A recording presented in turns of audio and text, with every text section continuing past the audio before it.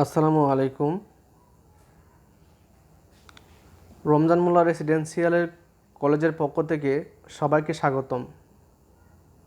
আসলে বর্তমান করোনা পরিস্থিতির জন্য তোমাদেরকে সরাসরি ক্লাসে এনে ক্লাস করানো যাচ্ছে না। এটা শিক্ষকের জন্য খুবই একটা কষ্টের বিষয়। তোমাদেরকে সরাসরি দেখতে পাচ্ছি না, কথা বলতে পারছি না, কোনো উপদেশ দিতে পারছি না। এটা অনেক কষ্টের বিষয়। আজ তো যে পরিবেশ স্বাভাবিক থাকতো, তাহলে তোমাদের আমরা নবীনবরণ করতাম জাঁকজমকভাবে, কিন্তু সেটা আর করা সম্ভব হচ্ছে না।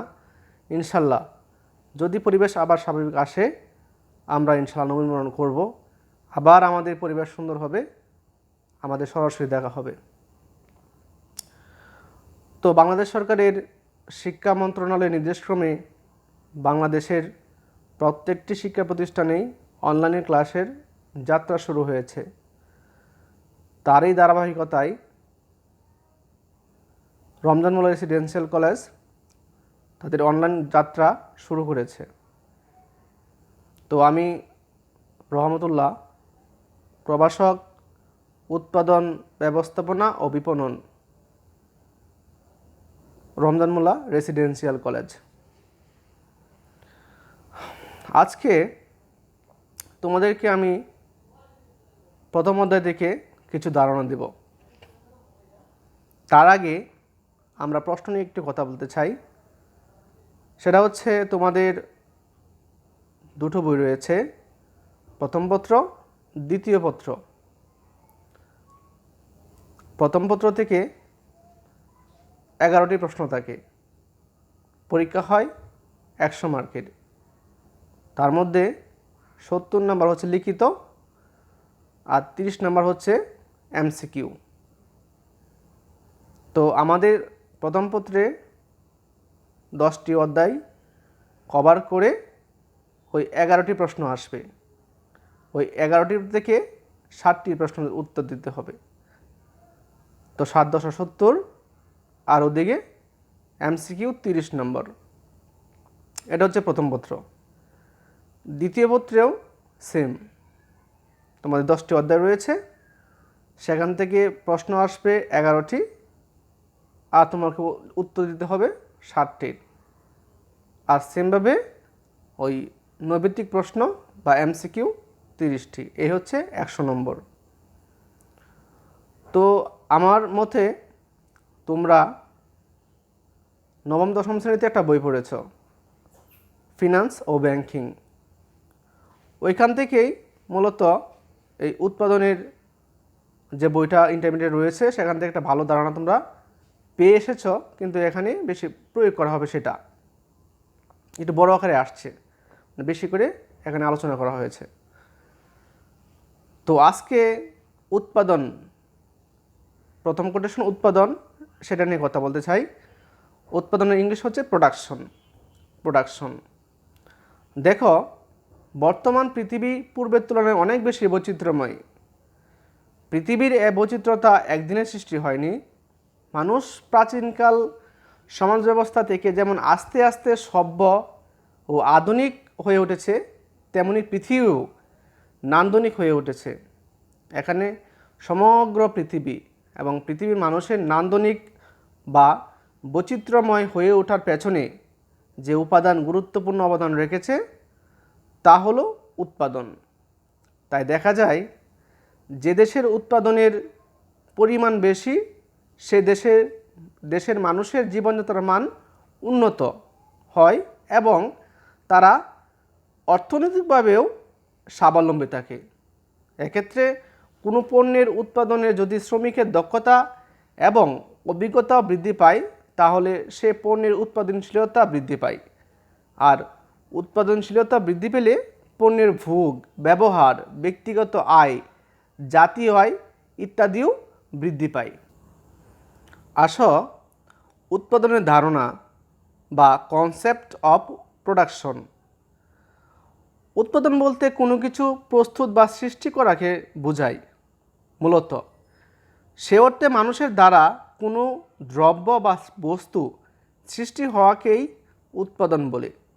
আমি আবার বলছি যে উৎপাদন বলতে কোনো কিছু প্রস্তুত বা সৃষ্টি করাকে বোঝায়। সে অর্থে মানুষের দ্বারা কোনো দ্রব্য বা বস্তু সৃষ্টি হওয়াকেই উৎপাদন বলে। তবে বাস্তবিক অর্থে মানুষ কোনো কিছুই সৃষ্টি বা ধ্বংস করতে পারে না। মানুষ কেবল প্রকৃতি প্রদত্ত সম্পদ আহরণ করে বিভিন্ন প্রক্রিয়ার মাধ্যমে তার উপযোগ সৃষ্টি করতে পারে। মানুষ প্রকৃতি প্রদত্ত সম্পদ আহরণ করে বিভিন্ন প্রক্রিয়ায় যেসব উপযোগ সৃষ্টি করে সেগুলোর মধ্যে রূপগত উপযোগ, সত্যগত উপযোগ, স্থানগত উপযোগ, সময়গত উপযোগ, সেবাগত উপযোগ, ঝুঁকিগত উপযোগ, অর্থগত উপযোগ ইত্যাদি অন্যতম। অর্থনীতির ভাষায় মানুষ কর্তৃক সৃষ্ট ও নিয়ন্ত্রিত এসব উপযোগের প্রত্যেকটি উৎপাদনের অন্তর্ভুক্ত। এখানে একটি বিষয় লক্ষণীয় যে মানুষ কর্তৃক এমন কিছু উপযোগীয় সৃষ্টি হয় যার কোনো আর্থিক মূল্য নির্ধারণ করা যায় না, অথবা নির্দিষ্টভাবে মুনাফার কোনো উদ্দেশ্যে জড়িত থাকে না। এসব উপযোগের মধ্যে ব্যক্তিগত ব্যবহারের জন্য পোশাক তৈরি, খাবারের চাহিদা মেটানোর জন্য রান্না করা, পরিবারের চাহিদা মেটানোর উদ্দেশ্যে বাড়ির আঙ্গিনায় সবজি চাষ, মা কর্তৃক সন্তান লালন পালন ইত্যাদি। মানুষ কর্তৃক এসব উপযোগ তৈরির উৎপাদন হিসেবে বিবেচিত হবে না, কেননা এসব উপযোগে তৈরিতে মুনাফার কোনো উদ্দেশ্য ছিল না।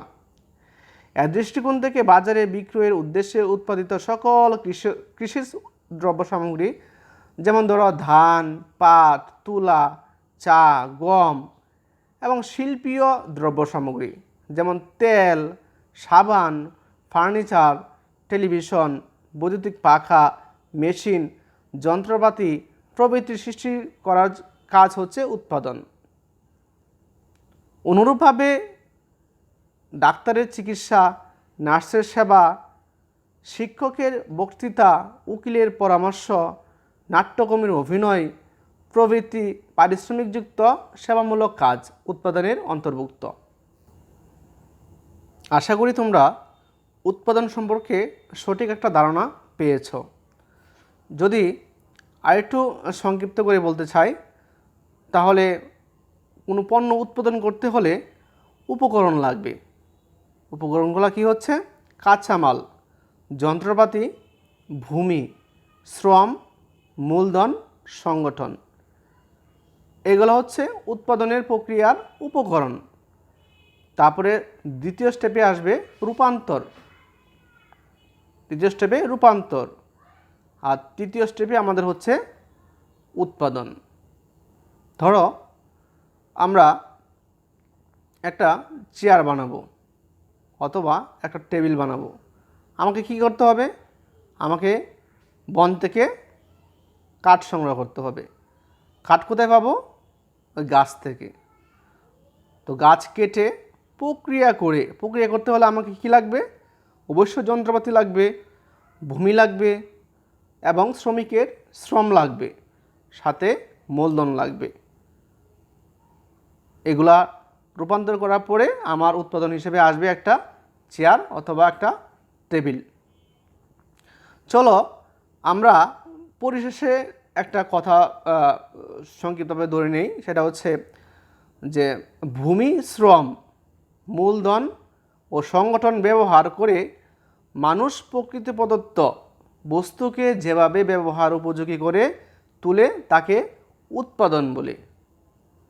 আমি তো যে আবার তোমাদেরকে মনে করে দিতে চাই, ভূমি, শ্রম, মূলধন ও সংগঠন ব্যবহার করে মানুষ প্রকৃতি প্রদত্ত বস্তুকে যেভাবে ব্যবহার উপযোগী করে তুলে তাকে বলা হয় উৎপাদন।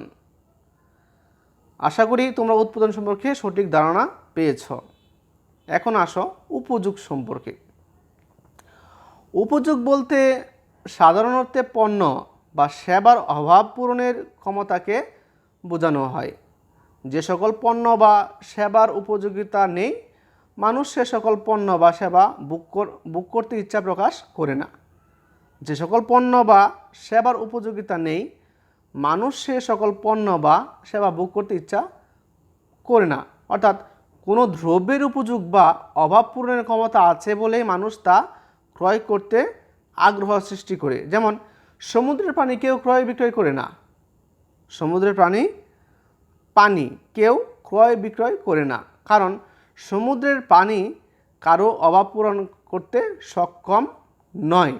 তবে সমুদ্রের পানি বিশুদ্ধ করা সম্ভব হলে এবং তা যদি মানুষের অভাবের পূরণের সক্ষম হয়, তবে তা উপযোগ হিসেবে পণ্য হবে। সাধারণ অথবা উপযোগ সৃষ্টির প্রক্রিয়ায় উৎপাদন বলা হয়। সাধারণত উপযোগ সৃষ্টির প্রক্রিয়াকেই উৎপাদন বলা হয়। মানুষ তার জ্ঞান, বুদ্ধিমত্তা, কর্মশক্তি ও কারিগরি দক্ষতার মাধ্যমে প্রকৃতি থেকে প্রাপ্ত সম্পদ সমূহের আকার আকৃতি বা রূপগত পরিবর্তন করে কিংবা অতিরিক্ত উপযোগ সৃষ্টি করে মানুষের ভোগ বা ব্যবহার উপযোগী করে তোলে। যেমন একটি গাছ কেটে তা থেকে প্রাপ্ত কাঠ দিয়ে চেয়ার টেবিল, এটা তোমাকে আগেই বললাম। আবার একজন তাঁতি তুলা থেকে উৎপন্ন সুতা দিয়ে শাড়ি, লুঙ্গি, গামছা ইত্যাদি বস্তু তৈরি করছে। এভাবেই উৎপাদনের মাধ্যমে নতুন নতুন উপযোগ অর্থাৎ অভাব পূরণের ক্ষমতা সৃষ্টি হচ্ছে, কিন্তু সকল প্রকার উপযোগ সৃষ্টিকে উৎপাদন হিসেবে বিবেচনা করা যায় না। যে সকল কাজ অর্থের দ্বারা পরিমাপ করা যায় না, সে সকল কাজ দ্বারা উপযোগ সৃষ্টি হলেও তাকে উৎপাদন বলা যায় না। যেমন গৃহিণী সাংসারিক কাজ, মায়ের সন্তান লালন পালন, বিনামূল্যে পাঠদান ইত্যাদি, এগুলোর ভিতরে টাকার কোনো সম্পর্ক নেই। আবার উপযোগকে একটি মনস্তাত্ত্বিক ধারণা হিসেবে বিবেচনা করা যায়, কারণ মানুষ যদি কোনো পণ্য বা সেবা ক্রয় করে তখন সে ধরেই নেয় যে উক্ত পণ্য বা সেবার উপযোগ রয়েছে। এখানে মনে রাখতে হবে, উপযোগ ব্যতীত কোনো পণ্য বা সেবার ভোক্তার চাহিদা মেটাতে সক্ষম নয়। তো এখন আসো উপযোগ বা উৎপাদনের বিভিন্ন রূপ বা প্রকারভেদ। উৎপাদন প্রক্রিয়ার মাধ্যমে পণ্যের বিভিন্ন রূপ তৈরি হয়, যাকে উপযোগ হিসেবে বিবেচনা করা হয়। সাধারণত কোনো দ্রব্য বা পণ্যের অভাব পূরণের ক্ষমতাকে উপযোগ বলে। সে অর্থে উৎপাদনের মাধ্যমে পণ্যের বিভিন্ন রূপে রূপান্তরিত হওয়াকেই উপযোগ হিসেবে ধরা যায়। তাহলে এই কাজটি করতে আমাকে 5টি কাজ করতে হয়। সেটা হচ্ছে রূপগত উপযোগ, তারপর স্থানগত উপযোগ, সময়গত উপযোগ, সত্যগত উপযোগ ও সেবাগত উপযোগ। সুপ্রিয় শিক্ষার্থীবৃন্দ, তো আমরা ডিটেলস পরবর্তী ক্লাসে আলোচনা করব। সে পর্যন্ত তোমরা অবশ্যই স্বাস্থ্যবিধি মেনে চলাচল করবে। তোমাদের জন্য শুভকামনা রইল।